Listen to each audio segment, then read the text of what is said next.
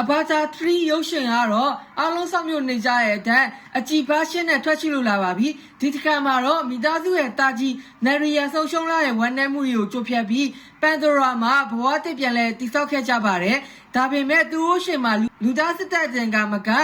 HP ပဲလို့ခေါ်တဲ့မိတောင်ဒေတာအကြက်ဖက်နာဘီမျိုးနွယ်စုတွေနဲ့လည်းရင်ဆိုင်ရပါသေးတယ်အထူးခြားဆုံးကတော့သူတို့ရဲ့မွေးစားသမီးကီရီရဲ့ဆွမ်းအားတွေကပုံမကြီးထွားလာပြီးမေတော်ကြီးနဲ့ဓာတ်ရိုက်ဆက်နွယ်က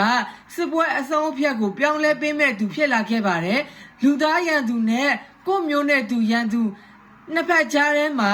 မိသားစုတွေဘယ်လိုရုန်းကန်မလဲဆိုတာကိုရေစုံဆက်လို့ရှောက်ပွဲကြည့်ရမှာဖြစ်ပါတယ် MNTV Waiting 7.4 ထိတောင်ရထားတဲ့ရုပ်ရှင်ကားတကားလည်းဖြစ်ပါတယ်ဒီကားလေးကိုကြည့်နေဆိုရင်တော့ကျွန်တော်ရဲ့တက်ကန် channel ရဲ့မှာကြည့်လို့ရတယ်လို့ကွန်မန့်မှာဟန်လက်ယုံနဲ့လီလေးချထားပေးပါမယ်အဲ့တော့ကျွန်တော်ရဲ့တက်ကန် channel ကိုတခါလေးဝင်လဲယုံနဲ့ဇာတာ upgrade တွေကိုဓာတ်ရိုက်ကြည့်ရမှာဖြစ်ပါတယ်အဲ့တော့ပန်ဆော့တော့ကြည့်လာတော့